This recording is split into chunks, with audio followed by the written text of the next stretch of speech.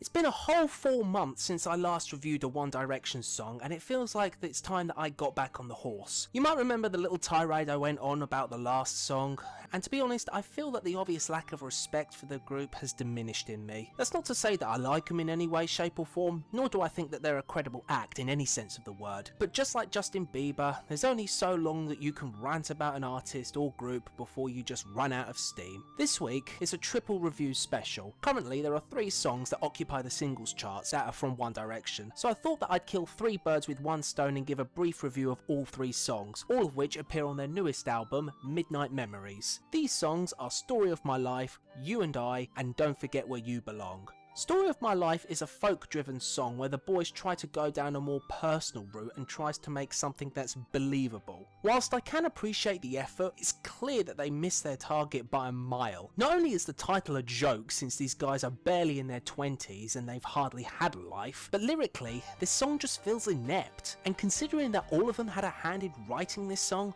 what does that tell you?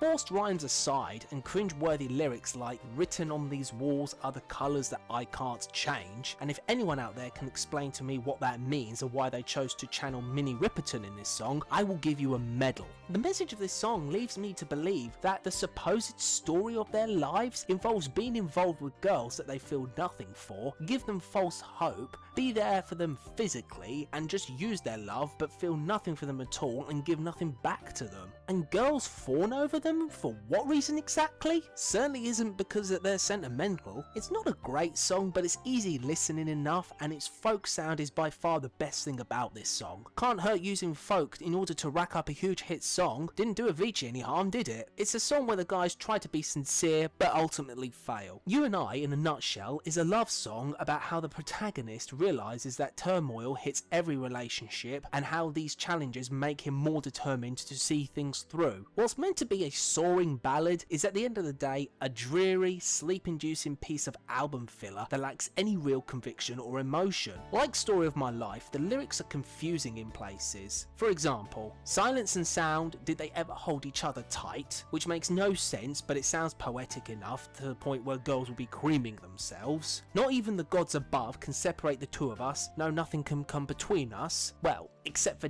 death, so that's a lie. And day and light never being together because they've never tried to be together. These guys do understand the basic concepts of physics, don't they? Another example of the guys trying to be mature, but again, failing to grasp the concept of sincerity. No matter how pretty the music is, this song is poor. However, after all this, their 3rd single, Don't Forget Where You Belong, the lowest charting single, is perhaps their best song to date. In fact, as embarrassing as this sounds, I actually kinda like the song. I think the reason I like it better than the other 2 is because this song actually sounds genuine, and it's not a love song. The premise of the song is a reflective piece on how no matter where these guys go or what they do in life, that they're never gonna forget where they've come from and that there'll always be someone waiting for them back home. Yeah, it's cheesy and cliched in subject matter and it's not something that's new, nor do they give anything different regarding this topic, but knowing where they've been and what they've done in the past 3 years or so, it actually feels like a genuine message and one that I can actually believe in what they're saying. It has the cheesy anthemic music break accompanied by the